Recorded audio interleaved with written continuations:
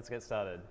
So first of all, my name is Joshua Nelson, and I'm a developer at Atlassian, currently living in California. And today we're going to be talking about meaningful performance metrics and how you can measure the right things. All right, so let's get started.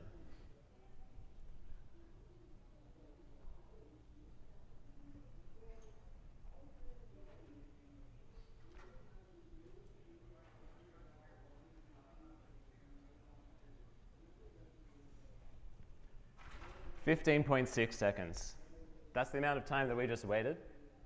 And that is the median page load time on a mobile device today. Isn't that insane? You're just sitting there waiting for me and like, what is he doing? He's kind of just like standing up there, not saying anything. I thought something was about to start, and that didn't happen at all, right? And that is the median experience on the internet today for a user using a mobile device. That is fundamentally broken. And that is the problem that I think we need to fix. So today, that's what we're going to be talking about. I'm going to talk more about this problem and the steps that we need to take to actually fix this. But I'll start by talking about who I am to help answer this question and how I came across the problem. I'm a developer at Atlassian, or Atlassian as my mum used to call it. Yeah, hi mum if you're listening to this recording later, probably. We make these products. If you're familiar with them, put your hand up if you've heard of or used one of these before. Woo! Yay! All right. So they're tools for team collaboration and to help people work better together in groups. And there's even more than is listed just here, really. If you're not familiar with that, this is a screenshot of what Jira Cloud looks like. And if you haven't used it in a while, you should totally check it out. We've been making lots of improvements, particularly front-end and UX-wise, and that's what I've been focusing on.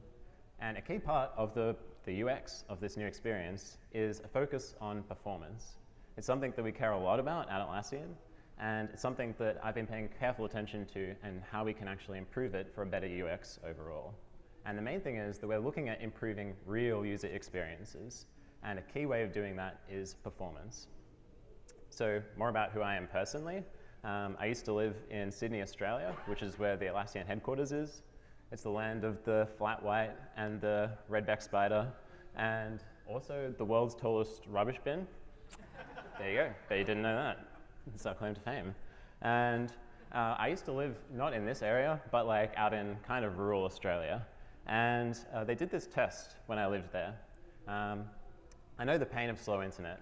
So when I lived there, which was around 2009, the Prime Minister said, if the opposition had their way, Australia would be left using carrier pigeons for the future of the internet rather than accessing an internationally competitive broadband network.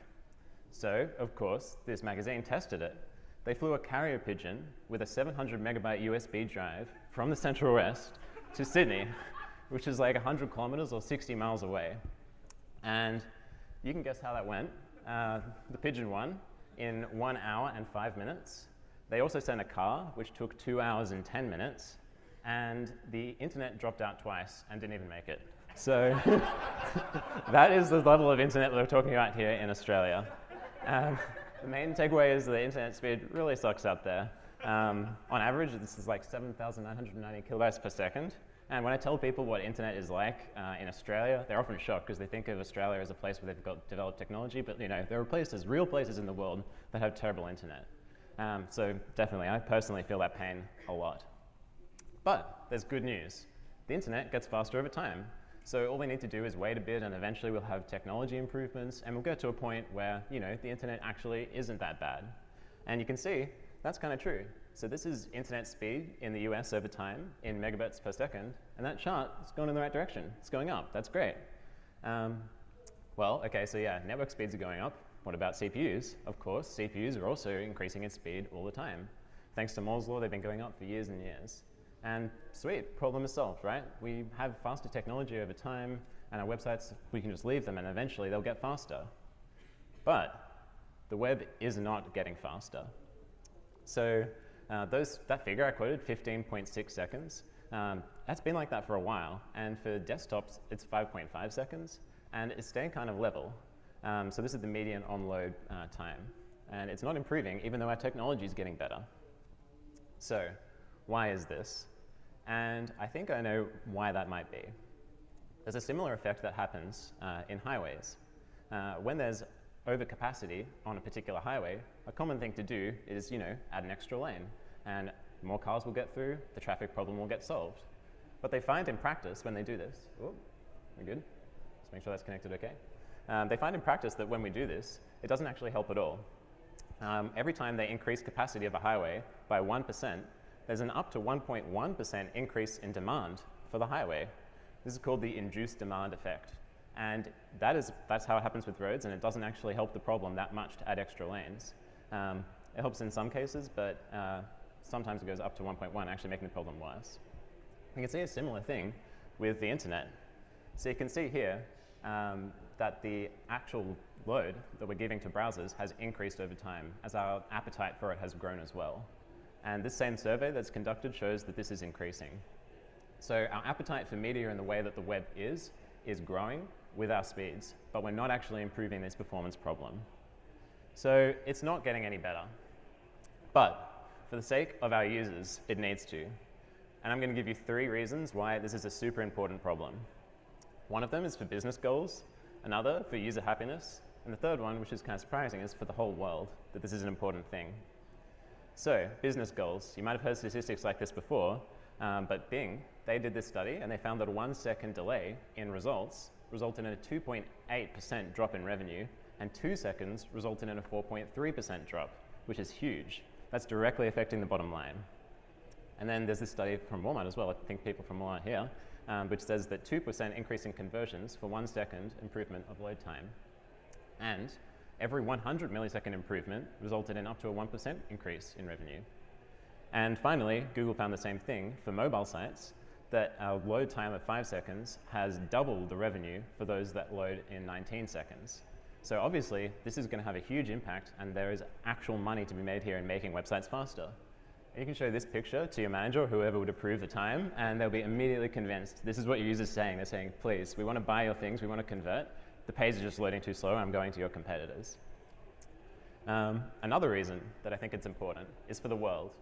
So there's an interesting story from the developers at YouTube, and they made this thing called YouTube Feather, which is like a light version of YouTube. They stripped out 90% of what was YouTube and left the absolute bare minimum required to show a video.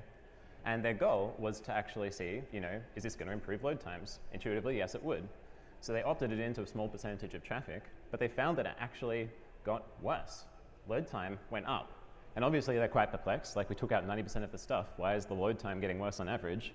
What they found was quite interesting, that there was an increase in traffic from Southeast Asia, South America, Africa, and Siberia. And its users from these countries had previously not been able to connect at all because the page was too heavy. These are new users who are loading, yes, in slower time, but they had not even been able to experience this YouTube at all before that point. So that's kind of incredible. It actually affects who can use it at all. And not everyone has the privilege of living in, say, like America or even Australia. There are internet speeds that are worse and quite prohibitive. And then lastly, user happiness. So research shows, this is human-computer interaction research, that there are 3 different types of interactions that users go through. Anything that happens in less than 0.1 second is considered instant. So a user won't even really notice that that delay was there. Anything less than 1 second, and the user will remain in a state of flow. They can move from task to task. Yes, they'll know that there's a delay, but they're quite happy to continue through those proceedings. And then anything over 10 seconds, and users, they're going to want a task switch. And I'm sure you would know, if you're loading a site and it's loading for more than 10 seconds, you're going to kill that tab, go to a new thing completely, or do something else. So those are the 3 different types of tasks. But there's a whole spectrum of emotional in here as well. So users are getting progressively worse as they reach the 10-second point. It's not like you can make something load in 9.9 seconds and the user's going to stay there. They're going to be kind of unhappy. And if we overlay the median desktop and median mobile speeds on that, you can see people are getting less happy as it gets to that point. And median mobile speeds, users are quite frustrated with that. So performance is absolutely a problem, but it's also an ignored problem. And I'm sure that I'm preaching to the choir here. People who come to this talk, I'm sure you agree. You think performance is important, and these things are useful to keep in mind so that you can convince other people, but you probably agree. You may have even heard those statistics before, but do you really care about that? Probably also yes. All right, then why? Why does the internet still suck in general? There are different reasons that I've heard for this. People have this idea of like giving up. It's such a big problem. We can't even possibly tackle it. The internet overall, that's huge. Even my site has so many performance issues. It's just a drop in the bucket to improve anything. Or another one, the denial. It's all right. Our users have fast internet, and like everyone has a MacBook Pro and like fast CPUs, right? No. Or the loop, which is, oh god, performance is terrible. And then there's a huge initiative, and yes, we finally fix performance. Then you wait a bit, then you go to one. And eventually performance will suck again. And this continues until the inevitable heat death of the universe and ever-expanding entropy claims all, and chaos reigns supreme. We can't control it, and performance will always regress. Nah, we try, right? So let's give it a go. Let's see if we can actually fix this problem. And I think that meaningful metrics can save you. So let me explain how. I'm going to talk about why we would measure anything, and also what to measure. Then we're going to talk about good metrics and bad metrics, and the different metrics you would choose, give you some tools to actually measure things, and then talk about how you can protect the performance gains that you have already and protect it from regressing. So firstly, why would we measure anything? So after that, you're probably convinced, like, yes, performance is a problem that we need to fix, and I know how to fix it. I need to fix up this particular endpoint, and we need to reduce our bundle size, and we'd be much better place, right? We're wasting time with measuring anything. However, don't let your takeaway from this talk be that I should go back and improve my app's performance in this specific way. Because the problem is that you can't improve what you can't measure. It means that in order to actually improve something permanently, you need to understand what it is that you want to change, and you need to know if what you want to change has actually worked, so that you can say, yes, this is working, and we should continue to do it. Or, no, that didn't work, I should try something else. However, I think this is missing something, which is you can't meaningfully improve what you can't meaningfully measure. And it's extremely important that you're measuring the right things. Because measuring something is easy, and measuring the right thing is hard. And you can't make a meaningful impact without meaningfully understanding what it is you want to measure. I just want to really emphasize the word meaningful here, and like really emphasize that word. I think in this presentation it has the word meaningful like 46 times. So that is the key word in this whole presentation. But what is meaningful? Well, as Plato might say if he was interested in this talk, it's what's better for our users. Ultimately, that's what it's about. We need to have user-centered metrics, and we need to really understand user behavior, because in the end, that's what it's all for. It's users who are frustrated, and it's the problem that we need to fix for our users. Okay, so we don't want to know why we would measure anything, but what is it that we're actually going to measure? So performance, right? That's what we're trying to measure. We're trying to measure performance, but let's break that down a bit. We're trying to measure the time for a page to load for a user, but we need to have a good understanding of what each of those things actually is. So, what is a page? This is an example of a page. If you haven't seen it before, this is google.com. Highly recommend it. But from a user's perspective, it has a couple of different components. There's some meaning there. It has behavior, appearance, media, and information. That's what it's from the user's perspective. But from our perspective as developers, it's just a bunch of assets. So HTML, JavaScript, CSS, assets, and data. And we need to understand, in order to know how we're delivering those to users, how these things are delivered. So on the timeline of things, this is a full history of what is like a page request. So when we're asking for a page, this is what happens. We do a DNS lookup. The browser does that to the operating system or its cache. And it's followed by a GET request to an IP address. You say ask for some HTML page. When that's delivered to the browser, we're going to parse it, meaning like we would understand the different pieces of what's actually there, and the browser will interpret it as like divs and images and things. From there, it'll also understand, hey, I found a script tag. Time to download that. And hey, I found a style tag. Let's download some CSS as well.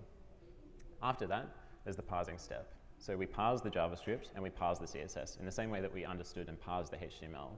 An interesting point here is for parsing JavaScript and parsing CSS, it doesn't even matter if that JavaScript gets executed. Overall, that JavaScript still needs to get parsed. So something to keep in mind. From there, we now have the CSS. We can do layout and paint operations. So we can actually make the HTML that we parsed look a certain way. And we might be continuing to fetch some deferred JavaScript and continuing to parse that deferred JavaScript. And finally, when the user actually starts doing things to this, they've been watching so far, but now they can do things, we might fetch more data for them asynchronously, and there might be an event handler or something they like typing. So is that done then? Like, is that what we consider a whole page? Well, that's kind of the traditional model, but we have to remember for single page apps that there's slightly more to this picture, and for progressive web apps it's the same thing. So after this step, if we go forward in time, we can see there's actually a bit more. We might have a push state operation. You click a link and it's a single page app transition, and you load more data, and you re-render. So the point here is, like, what is a page? From our perspective as developers, usually that has been just a single HTML page and that whole initial transaction.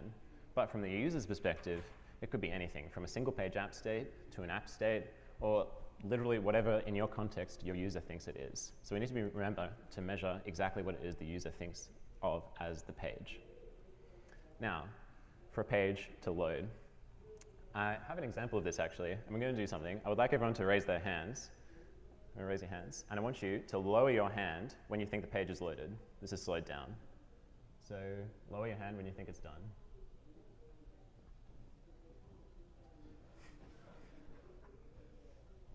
All right, still some hands up.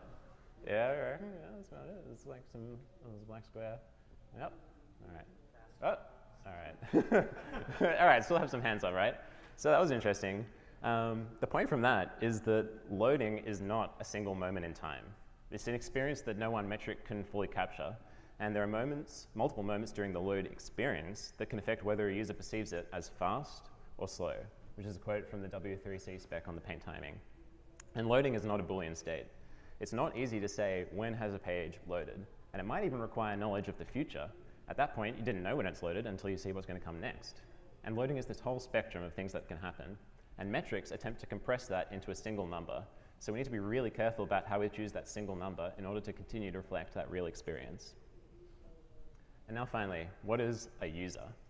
So who your users be might be obvious to you, but it might also be kind of hard to determine. And there are a lot of different variables for a user. They might have a fast CPU or a slow CPU. I used to have that car. They might have great internet in Richmond, Virginia, or they could have terrible internet in Parkes, Australia. They also might be a return visitor to your website, or they could be your first-time visitor. This is the first time they're visiting. And we need to actually measure these things to really understand the different users that we have and their experiences. So we should pick metrics that take those into account. All right, so we've talked about why we would measure anything and what things we're trying to measure. So let's take a look at what makes a good metric. And one thing I'll say first of all is that bad metrics are out there. And the default way that you think about it might be dangerous. And by default, a lot of tools will measure this in a non-ideal way for your use case. I'll give you an example of a project that I've worked on. This is a slowed down, I'll show you a slowed down video of the page load here. So as you can see, one of the first things that happen, we load the skeleton of a navigation. You can't really see it, but it's on the left, before we load the full navigation and some buttons, followed by a table. So that's the slowed down video. But the problem that we had, we were measuring the onload event, and you can see this is when we considered the page to be loaded. There. So that is when the event for load is getting triggered, which is absolutely not loaded from the user's perspective. I'm sure you would agree that this is not actually loaded yet. And that is like the default for some tools, and you should be really careful about actually what it is you're measuring as the loaded state, particularly for apps that load progressively over time. And bad metrics are dangerous. So you'll focus on the wrong things, and you'll neglect real issues that are causing real user suffering. You'll end up changing random numbers, but the users will remain dissatisfied overall, and you won't know why. But we have to know that bad news is good for your health if you need it. So we need to know that these page load times are not as good as we might think they are. Okay, so that's like an example of a bad application of a metric. But what makes up a good metric? So I think a good metric reflects real experiences for users. And overall, meaningful means something that is meaningful for your users. So we need to figure out what users are really experiencing with our metrics. And there are a number of ways that we can ensure we're measuring this for real users.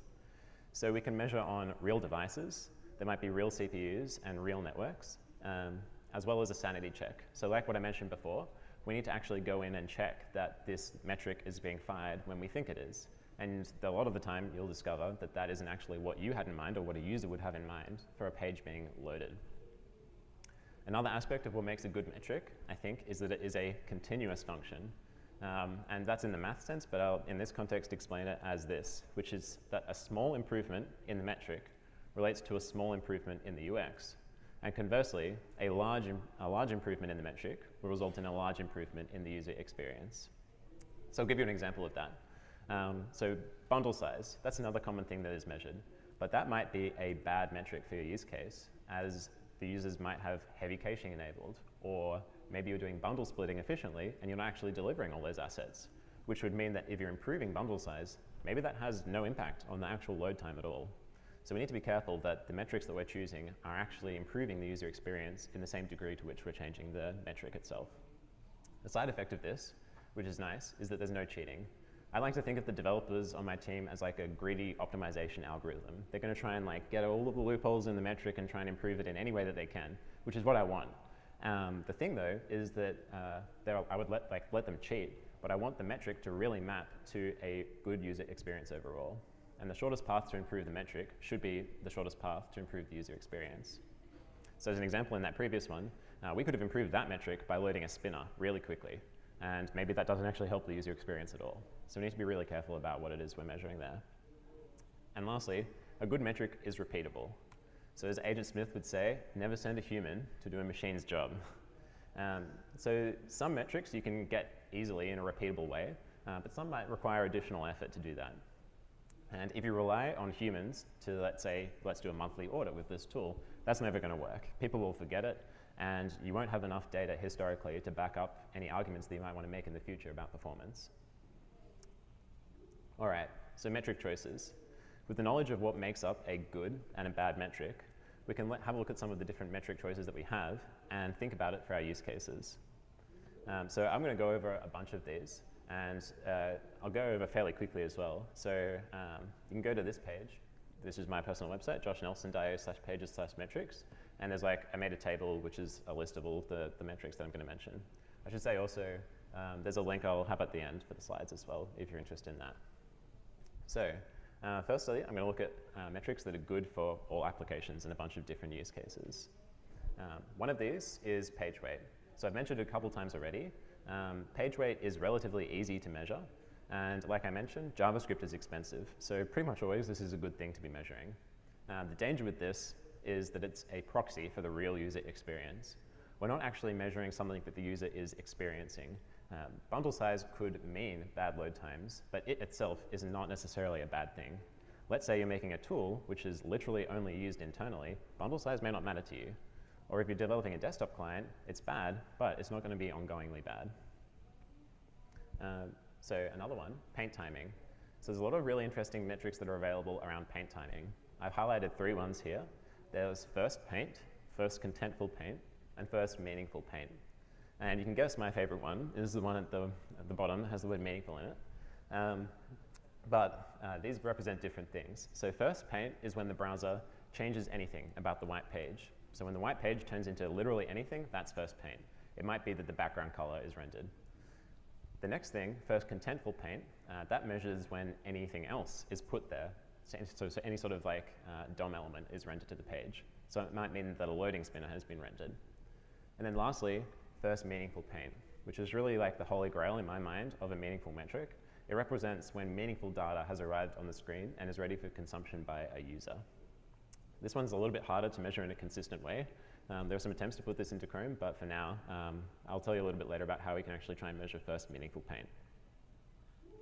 Another really interesting one is this thing called speed index. One way of describing it is to integrate the percentage of the page loaded over time. But what that means is basically you take a recording of the page, and over time, you can say it's 20% loaded, or 50% loaded, or 80% loaded, based on how many pixels have been rendered out of the total amount at the end. From there, you get points based on how early you rendered a large percentage. So as you can see on that graph there, we give it a good speed index if it has rendered lots of the page early, and a bad one if it rendered everything at 100%. So this one's quite interesting because it really does reflect that full spectrum of loadedness that I mentioned before. It's very reflective of the real user experience and reflects progressive loading. The downsides with this one, though, is that it's hard to measure on real devices. You kind of require a video of the page being loaded. There are some tools available to do that for you and measure this. Chrome can do it, and Web Page Test can do it. Another issue with it, though, is it's hard to understand. It's unitless. So it gives you a really good, that curve and represents the curve fairly well. But it doesn't come in like seconds or bytes. And if you tell someone that, hey, I have like a page speed index score of 9,000, they'll be like, cool, I know. So that's something to keep in mind with that one. above the fold render time is kind of what it sounds like. This is the time until the content all above the fold has been rendered. That one's reflective of the UX for an initial load, and it's easy to understand, but it doesn't really deal well with post-initial load, and it's hard to measure in real browsers for the same reasons as mentioned before. Another one, your users probably scroll. Even during the page load, I'm sure you would have tried to scroll as a page is loading to try and get to information, so it may not be that reflective of what your users are trying to do. And then the load event, that's the one I had mentioned before that we were using to load just that navigation bar. It's triggered after DOM content loaded and after JavaScript downloads. It's easy to measure and easy to understand, but it doesn't take into account any sort of async data, and it may not be meaningful. So definitely beware with that one. We're going to talk about metrics also that are good for server-side rendered apps. And so by this I mean, when I say good for, they're good for everything, but they're particularly good for server-side rendered apps because they measure things that can often be bad with a server-side rendered application. So first byte, when did that first byte arrive in the browser that I mentioned before? That's pretty easy to measure, and it can help diagnose backend problems if there isn't anything actually wrong with your front end at all, but it may not be meaningful. Getting the first byte to the user doesn't necessarily mean that they've got anything actually useful. Time to interactive is the time it takes until buttons actually work. So that is easy to measure with a polyfill. You can use, there's a polyfill available from, I think it's Google Chrome Labs, you can use it, and you can kind of just drop it on your page and measure the amount of time it takes for buttons to become interactive. It's less meaningful after the initial page load in that we measure the first interactive part, but if they clicked around a bit, we're not really measuring that anymore. Another really interesting one is first input delay. And I mentioned this for server-side rendered apps because this is the amount of time that when you click on a button, how long did the user have to wait before it did anything? So for server-side rendered apps, that might be that you're rendering first a button and don't actually add any behavior to it for 5 seconds. In which case, if the user clicked on that button at 2 seconds, then the first input delay is 3 seconds. This is interesting because every time you get a number, that reflects real user pain. If it's 1 second first input delay, that means one user spent 1 second waiting for a button to do a thing. So that's really interesting in that regard. You can actually measure real user pain. The thing to keep in mind though is that it will depend on what the user is doing. If the user decides to like madly click on their phone in the first like half a second of the page being loaded, you might get a worse first input delay than if you waited, say, 5 seconds and patiently clicked on a button. For that reason, I'd recommend you focus on the 90th percentile of this, then you can get the worst possible cases of people who would have clicked really early. And that's an interesting metric. And with another one, metrics to avoid, I'd say DOM content loaded. That's useful for business logic things, but I would recommend not using this for any sort of metrics. Load is generally the event that you want to use instead. It measures the amount of time after you parse HTML and synchronous JavaScript, but doesn't really map very well to any sort of user experience. So from that timeline before, now we can put on those metrics that I mentioned to get a bigger picture. Like I mentioned a bunch of metrics now, so let's have a look at like that whole scale zoomed out. The navigation timing API can measure that DNS lookup part, and the first byte happens after you've done a GET request, and then DOM content loaded after that one, once we've actually finished parsing the HTML. First paint and first contentful paint come after we've done layout and paint, and first meaningful paint may come after we've added some extra data. So we might need to fetch some synchronous JavaScript and render that to the page, so I put first meaningful paint there. Time to interactive, I've had first CPU idle, that's a different name for it. Happens potentially after we fetch more data and we've given the browser some time to relax and there's some CPU available for doing event handlers. And then first input delay happens around the same time as an event handler before finally the page is reloaded as the user continues to navigate through your app. And like I mentioned before, there's this table you can have a look at for like a full listing of all those metrics if that was too much information to start. I'd also say my recommendation for like a starter pack, if you are just interested in like changing or adding or creating any sort of new metric for what you're doing, time to interactive maps really well to a bunch of user experiences.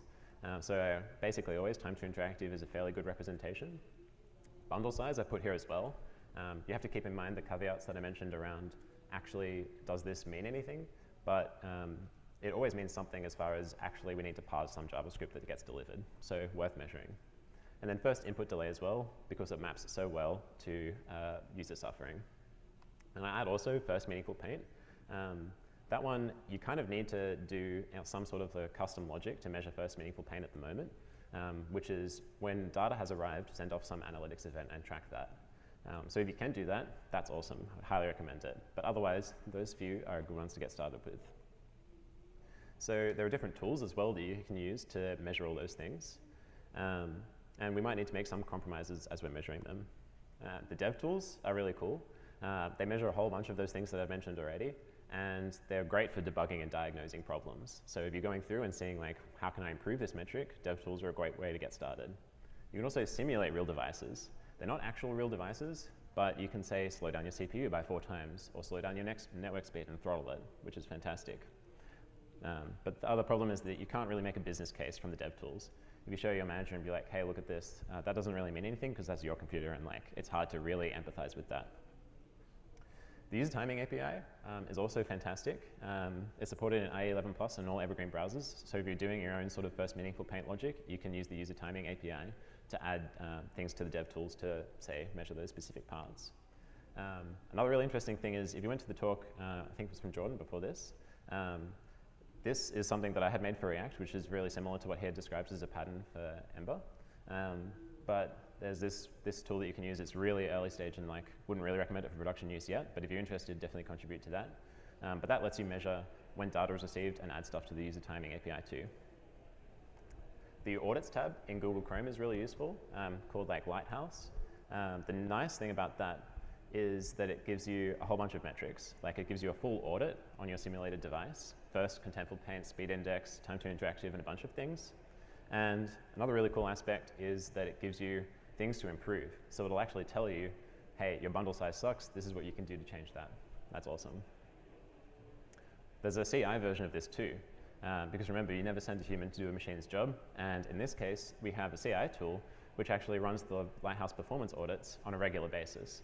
And even for GitHub, can post a comment to a pull request saying, hey, there's a performance regression here, and it can get changed before it gets merged to master, which is amazing. Web page test I mentioned already. That's an amazing tool as well. It's free. And you get a video of the page loading. So there's metrics that I mentioned that are only possible with a video recording of the page. Web page test can do that for you. You can choose locations, which makes it more real. And it actually has an API that you can drive things through. So I think during some 20% time that we had, I was able to like make a site which rendered a video of our page loading, and we had it up on a TV in our team area so that everyone can see every day, like, this is how long it takes for our page to load. There's a lot of really cool things you can do with it, and would definitely recommend checking that out. And then lastly, I haven't mentioned anything that actually measures real users yet. So there has to be some tool that actually gets data from your real users and measures things like their actual locations and their actual devices that they're running things on so you can get real performance problems. Sentry, Google Analytics, New Relic, there's a whole bunch of tools out there for this. Google Analytics is pretty easy to use. You can always send off custom metrics for just about anything. And it's really useful for measuring data on your actual users. And then lastly, protecting performance. So we talked about how we can measure it and the right things to measure, but how can we actually protect it once we've got it? So let's say we've got our meaningful metric, our tool to measure it. Well, now what? Okay, so we need to actually fix stuff, right? You've measured, you can see that there's a problem, and we need to fix the problems. So definitely don't have time today to go into how you would go about fixing issues, but maybe that's the easy bit. I think there's a talk after this to actually help diagnose real problems and fix them. But maybe the follow-up question is, okay, yeah, we need to fix that. How much time will it take? And this is not the right question to be asking. Don't think of it like, how much time will it take for us to fix performance? Ultimately, we're in it for the long run here. You need to build a culture of performance, and metrics are a tool for helping you do this. I'll give you an example. Let's say that, hypothetically, you work for a company called Atlassian, and maybe this would be your landing page. So someone might ask you, hey, this is a cool website. What if we put a video in the background instead? And you know, the designers would be like, sweet, that sounds awesome. And the product managers would be like, I agree, this would be fantastic. And by the time it arrives in a Jira ticket and you're ready to start working on it, you're like, oh man, this is gonna slow it down a lot. By that point, it's too late. Like, you've got the ticket, you're about to start working on something that's gonna make performance bad. So there needs to be a better way to actually make that scenario not happen, because ultimately, you're probably gonna make that change. Probably it's gonna end up with a video in the background, and it might have bad performance. Performance budgets are a structured way to have this conversation, so you can actually institute this culture of performance. So the steps are, firstly, choose the right metrics, which I've talked a little bit about before. Make sure you have a metric that is good and reflects a real user experience. Then, get everyone to agree on a limit. You need to talk to the product manager and designer or whoever it is that makes the decisions and get them to agree that this is a metric that we should stick to, and also a limit. So maybe it'll be like, we should make time to interactive less than or equal to 1.5 seconds. And everyone agrees that yes, this is a good thing. If you've chosen a meaningful metric, it'll be pretty easy to get people to agree to that metric. I think usually when people say, yes, this is an admirable goal, they're happy with that. Then, bring it up during planning. When a planning thing happens and they say, hey, maybe we should add this, make sure you think about how that will impact your budget. And you go back and say, I don't think that we can do exactly this because it will make performance this much worse in this way. And then you can come up with alternatives. So figure out how to stay in budget. There are a couple of different ways of doing this. Maybe you say, we should reduce the resolution of the video by this amount, or make the length of the video short. Or maybe you'll say, we can have the video, but we need to fix performance in this other area if we're going to be able to stay in our budget. So the next question might be, how do you choose the limit for your budget? Unfortunately, I can't just tell you.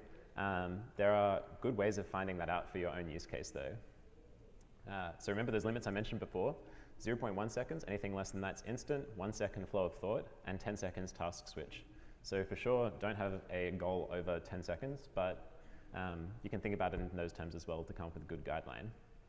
Other questions to ask are, what is the current state? Can we improve that? Maybe you should set your goal to 80% of your current state. And what are your competitors doing? It's a pretty compelling argument if you can say, hey, our main competitor has a metric of 1.5 seconds for time to interactive. We should aim for the same. People will be like, yeah, that's great. We would love that. There's another useful tool for calculating limits, performancebudget.io. That lets you put in seconds, and it will tell you what your target bundle size should be. But remember, normal caveats for bundle size, it may not actually equate to that time, but it's a good way of coming up with something actionable, which is we need to reduce our bundle size or keep it within a limit. The last thing that is a huge part of performance metrics that I haven't mentioned at all yet is APDEX. First, I'll talk about what APDEX is if you're not familiar with it. So APDEX is a way of measuring your performance with a number between 0 and 1. The way that we do that, we pick this value called the T value. And the T value is in seconds. It might be, say, typically 1 second. And we say that any user that loads the page in less than 1 second, they're satisfied. And we multiply the T value by 4, and any user that loads the page in less than 4 seconds, they tolerated it. Over 4 seconds, they didn't tolerate that page load.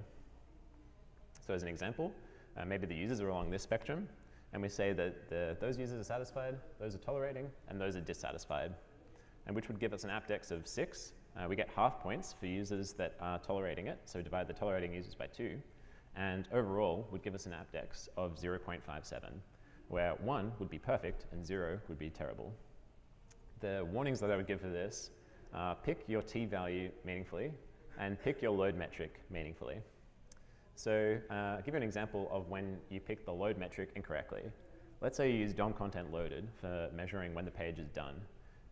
Correspondingly, your APDEX will also be misleading.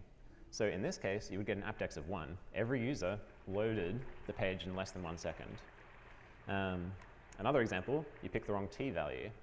If you pick a T value of 2, that could mean that users of up to 8 seconds are considered to be satisfied, or tolerating, I should say, and less than 2 seconds are satisfied, which I think is not really accurate given that at 10 seconds they're going to be task switching, so really up like 8 seconds, they're not tolerating that. So for APDEX, you only get out what you put in. You have to pick the right T value and definitely pick the right load metric. So all of what I've said applies to APDEX.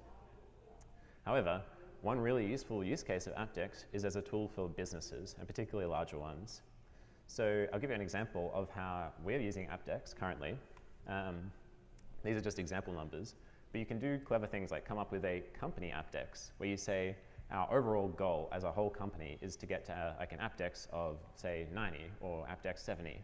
And we can calculate our company APDEX by taking together our rest of our products and easily combining them into one single number. The thing to keep in mind for doing this, you should share T values. It's not really easy to compare unless you're using the same T value. And also share expectations. So it's kind of up to each of those products or subgroups to determine what is meaningful. And we need to keep in mind everything we've said so far about meaningful metrics in order to determine that. So in summary overall, firstly, we want to measure real user experiences. That's at the key of literally anything you would make an app for or a website for. So we need to be measuring what our users are actually experiencing. Secondly, we need to pick the right metric. So make sure you do a sanity check. If you're measuring load times, just like you go home or like when you get to work, check what it is. Is that actually what you think it is? It may not be. The defaults are often not good. And grow a performance culture. So you need to institute a culture of performance because we're in it for the long run. And performance is something that we need to think about during planning phase, not just implementation phase. And engineers need to be involved in that conversation by bringing up a performance budget and performance numbers during those conversations. And then lastly, let's make the internet better. Like, in the end, the dollar figures that I mentioned at the start aren't super inspiring for me, but the internet is meant to be a free exchange of information, and ultimately, the internet is not even possible or accessible for users who have slow internet connections or slow devices. So when we're making this type of web experience, if we want to think of it in a way that is useful for everyone, we really need to be thinking about performance, and it's an issue to be able to let this information be spread to everyone effectively. All right, thanks.